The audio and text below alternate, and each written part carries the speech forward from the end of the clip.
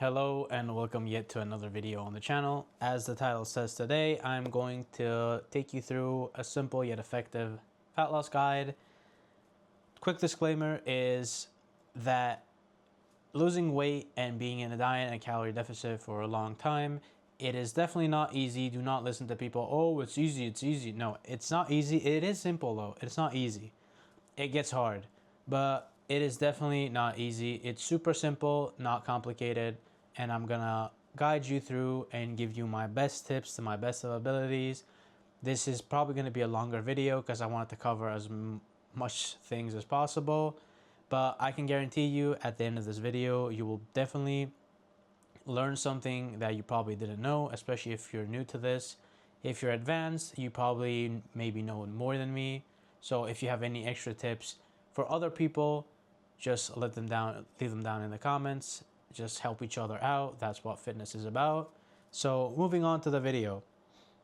It is February 28th, right?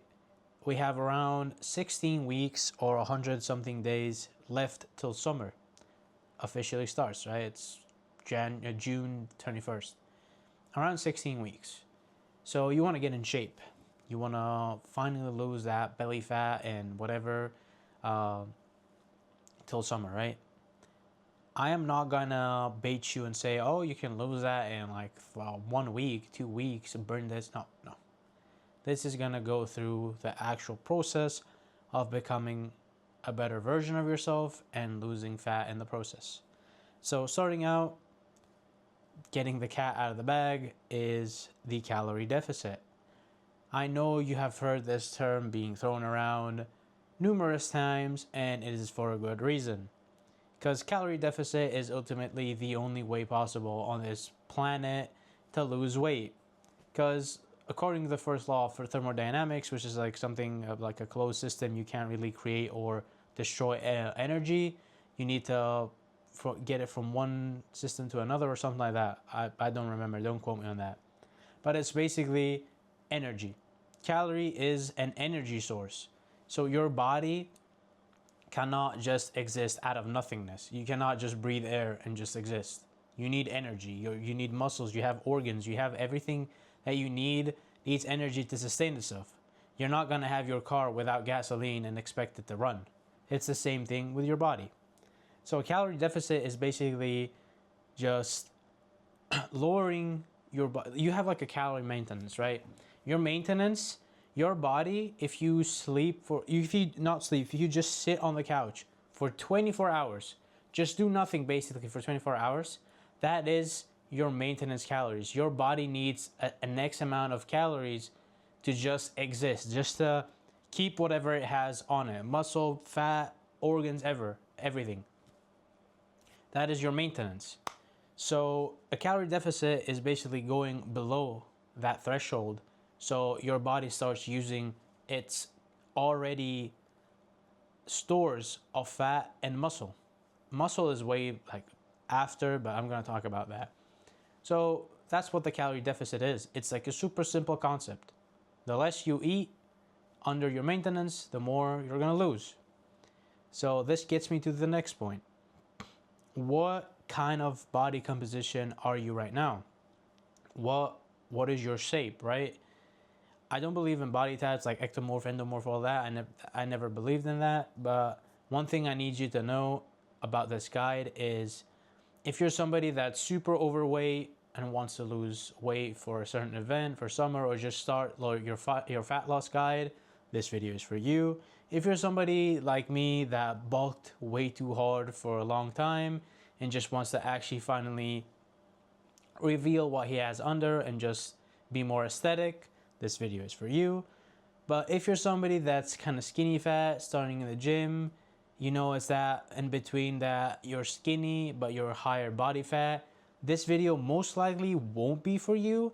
It can help you educate yourself about it, but if you're skinny fat, I wouldn't actually start cutting down weight, because you're just gonna end up in an endless cycle of bulking too hard, cutting too hard, bulking too hard, and just, I'm gonna talk about that as well as later. But if you're skinny fat, I would just quickly find my maintenance calories and just stay in that and just pump the gym as hard as possible, build some muscle, and then lose the weight. Okay, that is out of the way. So for the calorie deficit, there's like different types of like how fast you're gonna lose weight, right? How much do you want to shed? That is entirely up to you. There's like a slower one. It's like half a pound per body weight. Half a pound of body weight per week. Sorry. That is the most sustainable, the easiest, but it's gonna take the longest. So you're basically playing the longer game. If you're somebody that has a lot of time and just doesn't mind playing the longer game, you're gonna be the safest bet out of all of this. You're gonna lose weight way easier and having no fluctuations and no mood swings and all the negative things that I'm going to talk about the last calorie deficit. The next calorie deficit is the more middle ground approach, basically losing like a pound of body weight per week. So if you start now and you want to lose by summer, by like July, you're roughly going to lose around 17 pounds if you start today. So that is, in my opinion, the safest and fastest at the same time. You kind of get best of both worlds because you will lose like fast-ish, because if you just don't have a lot of body fat to lose and you just want to get in shape, a pound per week is a very safe bet and you will actually see results nicely, and you won't feel that super hunger and all that. Mainly at the end you will feel something, but that's a different topic. And the final calorie deficit is the super aggressive one, the go in super fast, super hard, lose it fast and get out as fast as possible, the 2+ pounds of body weight per week. I wouldn't really suggest that if you're not somebody that is accustomed to losing and doing aggressive cuts, if you haven't done it before. If you're somebody that's new, it's probably going to be super hard. If you're somebody that doesn't have the mental fortitude and discipline to do it, you're probably not going to be able to sustain it. And also, in general, it's not sustainable for the same amount as the other cuts. So that is entirely up to you what you're going to do. I can't influence that. That is just how calorie deficits work. But if you want to do a fast one, you can try it out, but there's more likely to you burn out and just go back to how you were. So after that is out of the way, the next thing I want to talk about is how to track food and what calories and what macros and all that. So first of all, you need to track your food. You need to know how many calories and how many macronutrients you're putting into your body, so you can actually monitor it and like actually lose weight, right? So you're gonna ask, how do I track my food? Well, if you're probably living under a rock, you probably don't know about MyFitnessPal or calorie tracking apps. Thankfully in 2026, I think there are a dozen of them, but I use MyFitnessPal because I've always been using it, and I don't know if there are any other ones in the EU, but I use MyFitnessPal. MyFitnessPal looks like this. Here, you just download it, make a free account, and once you make a free account, at the bottom it says dashboard and diary. You go to your diary, you press add food, and you're gonna have a bunch of options. You can manually input it, you can speak into it, but the most common one is the barcode scan. So I have this little protein shake drink that I had. You just open your barcode, you scan it with your phone, and you have the exact food logged into your phone. The next thing, if you want to scan your food and track it, you will need a food scale. I'm pretty sure that most of households have a food scale, but if you don't have one, buy it. It's super cheap, and you just weigh your food. One little notice before I hop off this whole food tracking thing is your carbs, generally like rice, potatoes, everything that has weight added to it, like water weight, you want to weigh them before. So your rice, for example, you will weigh it and track it when it's uncooked. but it's the opposite for protein sources. For example, if you're eating like a chicken breast, it's gonna lose a lot of its water weight and everything and juices on the frying pan. So you want to track it after you have cooked it. Just have that in mind in general. Carbs, mostly uncooked, you track them, and protein sources, you track them cooked. That's out of the question. So how to find your maintenance and how to like what calories and what deficit and all that, right? You can go online and just do like a TDE calculator, and TDE is basically like what your daily expenditure. Like I said, if you don't do anything for 24 hours, you just input your body metrics or your height, your weight, your age, and all that, and it will give you a rough estimate. That rough estimate doesn't mean that it's 100% what your calories are, but what you need to do is eat that food tracked and see if it's actually your maintenance. If it's your maintenance, that's good. If it's not your maintenance and you see that you're adding or losing weight, just adjust it and say, you know something, on 1500 calories, I was losing weight. So my maintenance is probably closer to 1600, 1700. Or if you're gaining weight, that means that your maintenance is probably lower than 1500 calories. That's just something that you need to know.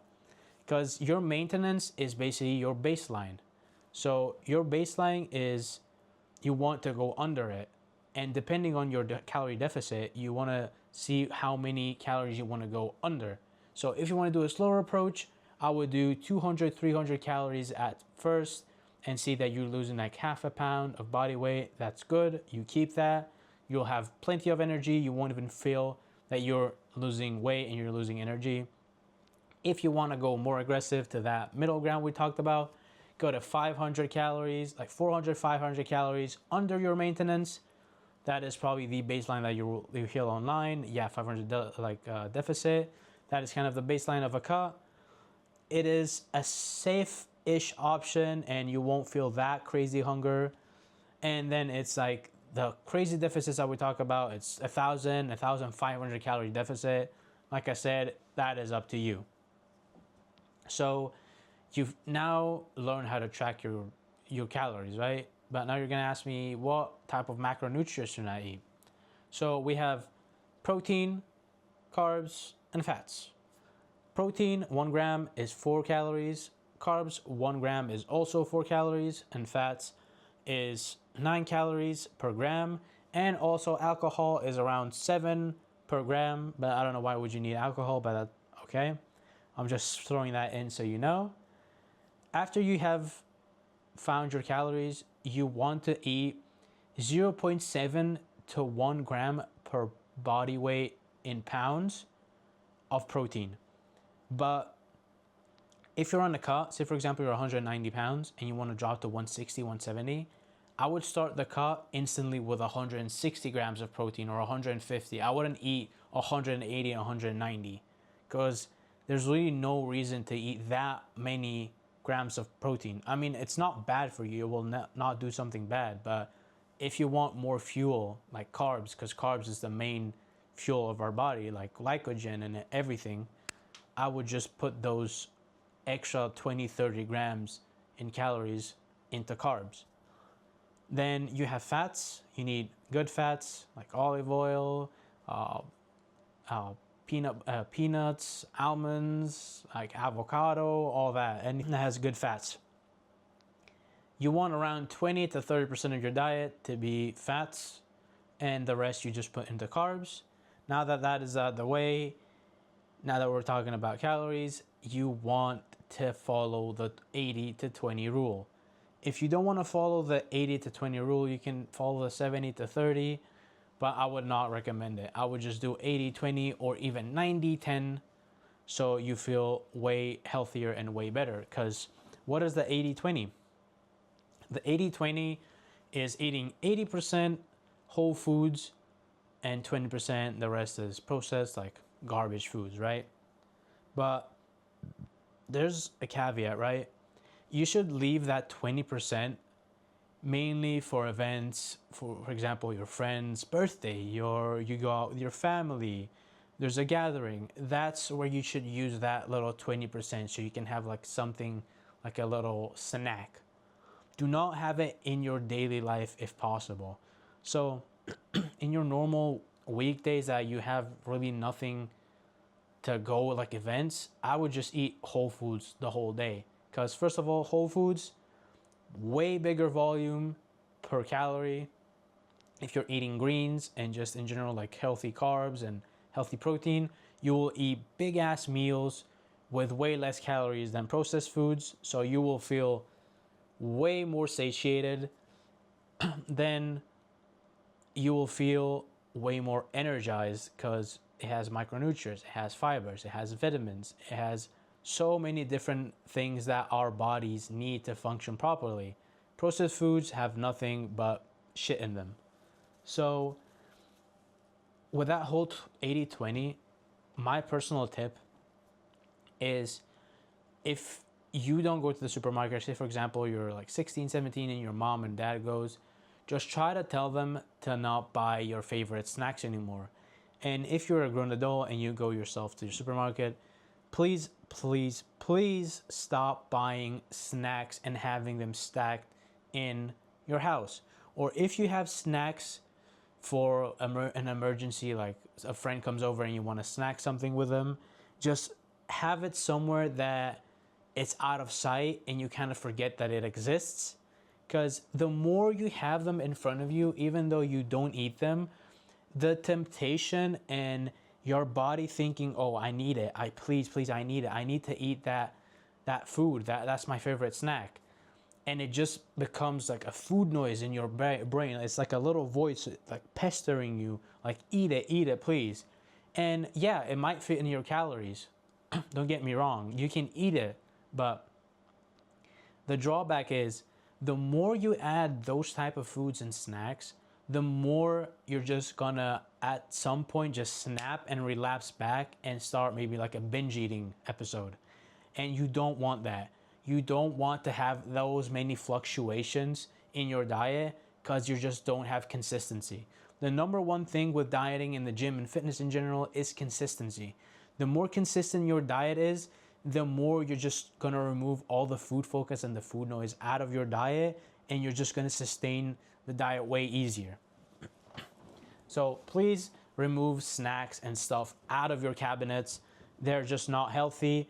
And most of the times you're gonna say, but I'm hungry, I wanna eat a snack. You are not hungry. I need you to understand this. When you want a snack, you are not hungry. You just have a craving. It's just that your brain is craving that instant gratification, that snacking. When you're truly hungry, when you've been in a deficit for a long time and you haven't eaten for 6 to 10 hours and you're just expending energy, that's when you're actually hungry. That you will know when you're truly, truly hungry, trust me. So that's it for kind of how the diet and how everything works around calories, macros, and all that. I don't want to go super into detail because every single person is different and I can't really tell you what you should do. I'm just giving you a baseline to work off. This is a lot of trial and error, guys. Like, you need to understand this. This is a lot of trial and error, finding which foods you like, which foods fill you up the best, and how you just go about your diet. I just go about my diet differently that somebody else will, but we will have the same result. That's it for the diet portion. Next is probably gonna ask me, is cardio needed? I've heard everywhere that cardio is needed. I've seen so many videos that I need to start running, I need to cycle, no, listen. Cardio, it is definitely not needed. What you need is just going to the gym and just having energy expenditure from different activities. And those activities are called NEAT. It's called non-exercise activity thermogenesis. Don't get me wrong, cardio is a very, very good tool, right? It's a crazy good tool. If you go for a run, you're probably gonna burn like 500, 600 calories. But you shouldn't be doing cardio just to lose weight. For example, I started running and everybody started telling me like, oh yeah, I know, that's why you started running and you became lean. I'm like, no, I started running because I like running. I like running. That's it. I just like the feeling of the dopamine. and the endorphins. I would not choose to do cardio at running, especially to lose weight. The best thing you can do is probably, you've heard about it, is 10K steps, for example, or just having the non-exercise activity thermogenesis up. So what you need to do is have more activity, move more in your day. But you're gonna tell me, but I'll work an office job, I'll work an office 9 to 5, how am I gonna move? It's super simple. Just every time you finish a job, a call, a conference meeting, whatever, just 2-3 minutes, even if it's in the building, in the same room, just get up and start doing some steps. Go outside, or in your coffee break, instead of sitting down again and eating, take your coffee in your hand and take a stroll around town. Just move. Park your car further away. That's super simple. That's just the basic way of getting more steps. I can't fathom people telling me that they can't have more steps in their day. You can literally just be in your house, having an audiobook in your ears, doing some chores, and you will just rack up steps. That's what you need. And don't get me wrong, I'm not telling you to go from a 1-2K average a day to 10K instantly. No, you should gradually just increase it naturally. So for example, you have a 1-2K steps a day average, right? Just bump it to 3-4K, 5K for the first week, second week. Then you go to 7 to 8K. You keep it to 8K for a while. Then you go to 10K, 12K. That is the just premise of progressive overloading even your steps. That's all you need. Just calorie deficit, and the calorie deficit, you don't want it to only come from food. It can come from activity. That is also something, because if you have more activity, you're gonna burn more calories. Say for example, if your activity in general, right? Like you do steps on the treadmill, you burn 200 calories.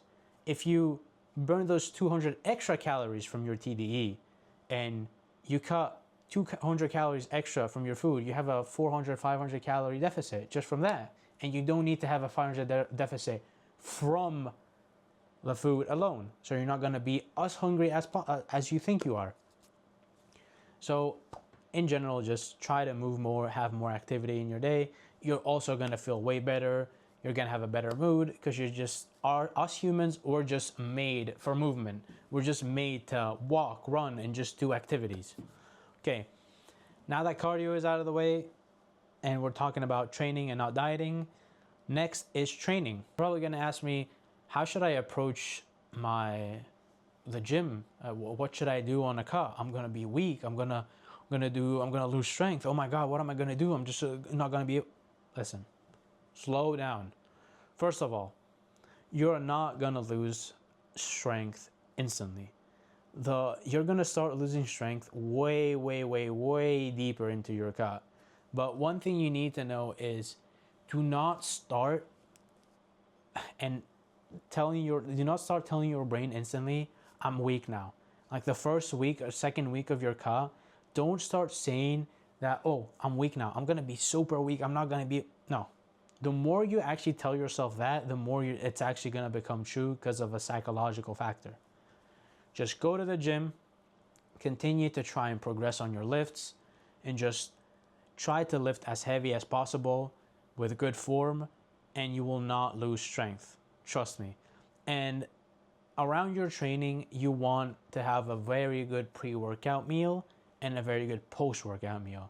So you want majority of your carbs before working out and after working out. That way, even in a cut, you will still feel a good pump and a good lift. Now, how should you actually approach your training regimen?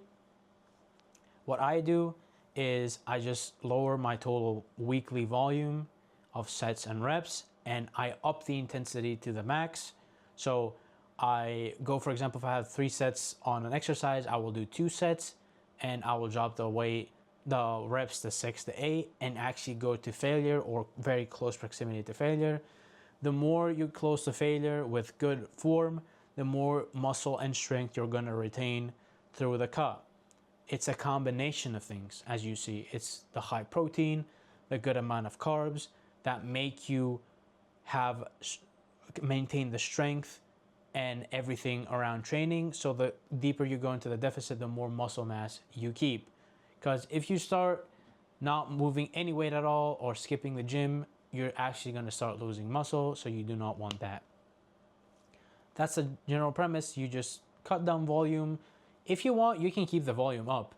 But one thing you need to understand is it's not only muscle fatigue, it's general fatigue in general. So if you're doing, for example, a lot of squatting, free squatting, benching, deadlifting, and you still have like crazy intensity and volume on those, your CNS, your central nervous system, at some point is going to get really fried because of the deficit and how much strain you're putting into it. So keep that in mind. The next thing I want to talk about is, in general, you just don't want to be thinking about the cut a lot. Just go by your day and keep yourself busy as much as possible. Just read books. If you're hungry, for example, go for a walk. You will see you won't be hungry after the walk. You will feel better. And just set goals. Smash little goals each week, each day, and just basically treat yourself as you're a video game character or a manga character, like your solo leveling, for example. Have each goals every single day and crush them. Little by little, you will see that consistency just builds on top of each other, and you just get to one point and you say, wow, what happened? And also one thing with this whole like cutting shit is, at some point, once you start losing all that water weight, you will start to see that, especially with lower carbs, you will see in the gym that you're kind of flatter, you don't get the same pumps. There will be a period of like 2 weeks, 3 weeks, or just here and there scarce days that your body just looks like shit. And it's just like how glycogen and water retention works when we're losing weight. I don't remember the science exactly around it, but there's points of time that are like awkward stages. You know how you're growing out your hair sometimes and you have awkward stages where you don't really know where to do or where to put your hair? That's how kind of you see your body at some point, because you're going to feel that awkward stage, and then a week later you're just going to take off your shirt in the posing room or in your bathroom, and you're going to see that you're substantially leaner than you were last week. It's just how glycogen and water storage and retention just works, and you just shed that away after one point into the cut. But that's way deeper into the cut. But in general, cutting is, like I said at the start of the video, it's hard, right? Don't listen to people saying, oh, it's not hard, it's easy. It is not hard. Once you get to a certain body fat and you're eating X amount of calories and the same foods and all that, it gets hard. It gets hard on your mental. It gets hard sleeping. You wake up and you're fatigued. You don't have energy. But that's where the true difference of somebody that wants it and somebody that don't want it truly relies on. So be disciplined. Just try and be disciplined. Just try to push through. Because think about it. Is your hunger for finally seeing your abs more than your instant hunger that you want that snack? Think about it like that. The amount of times I wanted to snack and just snap out of this diet so many times, and I'm not like super lean right now, right? I'm still cutting down, and I'm going to continue to cut down, but I have never been in this body composition, and I was always a fatso, and I was always so food focused, and it was super hard for me. Even though I haven't been super lean, the amount of times that I just chanted to myself, are you hungry enough to actually eat that, or are you more hungry of actually seeing your body lean? And every time I asked myself, the answer was the same. What my hunger for being lean and aesthetic is way bigger than my hunger that moment that I wanted that fucking snack. That's what I want you to be thinking about. That's the kind of discipline I want you to be talking to yourself and preaching to yourself. because you're never going to see the full potential of your body and what you've built underneath and actually substantially just being leaner. And this whole process, what I want you to take from it is take it away once you finish the cut, right? Don't instantly just stuff yourself with food, just like say, okay, now I'm free. Now I'm free. The shackles are off. I'm trying to fucking eat. No, because my next point is do not stop having food as like an escape. Stop having food as a coping mechanism. It is the worst thing. Growing up as kids, we always, for example, when we were like upset, oh, don't cry, baby. Let's go buy some ice cream. Don't cry. I'll make you some pizza. I'll make you some burgers. No, food is not a coping mechanism. Food, I know it sounds inhumane, but food is just fuel. Yes, sometimes we eat food because we enjoy it, but down to its core, it is just fuel to exist and lift and do whatever, right? That is what food is. That's what the calories are. Like I said, it's a unit of like energy. So from this whole process of cutting, I want you to build habits and build sustainable diets and not just relapse as soon as you said like, oh, I'm 10% body fat now. Time to bulk. Winter arc. It's over. No, do not do that. You know the myth of Sisyphus? The dude that just rolled the huge boulder to the top and in the night it just fucking rolled back down and he was eternally just doing that. Yeah, that's gonna be you. And that was me. Because I thought that, oh, bulking super hard and putting on as much muscle as possible is the best thing. No, it's not. You can bulk, but you need to do a lean bulk. You need to do like a slow, sustainable bulk. You don't want to be adding 3 pounds a week, 2 pounds a week and just becoming, oh, I want to see 200 on the scale. No, if you see 200 on the scale, you're probably going to be 30% body fat, and that is just not going to be good. Because the more you bulk and the more fat you put, the more rigorous you're going to make your cut, the longer you're going to make your cut. So the leaner you sustain year round, the easier it's going to be to do a cut. You won't even need to be like a full-blown cut. You can do a mini cut, like a 6-week mini cut, and lose like 10 pounds, and you're going to be shredded again, lean again. That's what I want you to take from this whole diet system. I don't want you to just do a one-time thing. Just don't treat the cut as a seasonal event. I want you to understand that this whole mentality is for you to progress further, to have good habits, to not be a fat piece of shit after your cut. That kind of concludes my video. I'm just going to do a quick recap for you if you've watched the video and you maybe missed something. Calorie deficit. Calories in versus calories out. You eat less, you lose weight, then you see how fast you want to lose, and you make a bigger deficit. The bigger the deficit, the faster you will lose, but you will have a bigger toll on your body, your hormones, and your energy levels later on.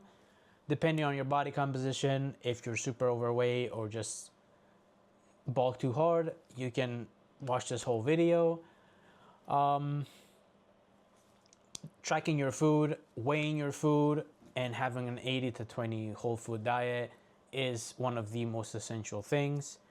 Cardio, like I said, you don't really need to do rigorous amounts of cardio. You don't need to be running marathons and have marathons to lose weight. You can just walk around, just try to put steps in your daily life, just have more activity, and in general just move more. That's just going to help you burn calories without even thinking.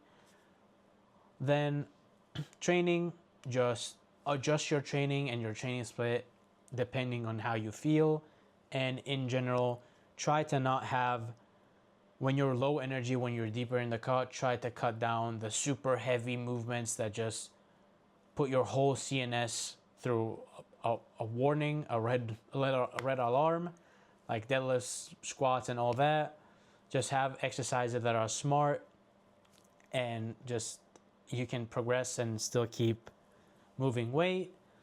Then the mental struggle with having gone to a lower body fat. I know it's it's hard. I know it is super hard to maintain. I know it's sometimes you just want to say fuck it all, I just want to eat. But trust me, that instantaneous hunger is gonna do more harm than it's gonna do good on later on. So just say, you know something, am I really hungry right now, or do I just want to fuck up my future? Just think about, like I said, is my hunger for abs and seeing myself lean more than the hunger I have right now to eat a fucking biscuit and an ice cream? Just think about that and you will always snap back to reality. And finally, just set your goals, crush them, and just become the main character of your life. And take this whole mentality later down your journey and sustain it and just build better habits. I have yapped for close to 40 minutes.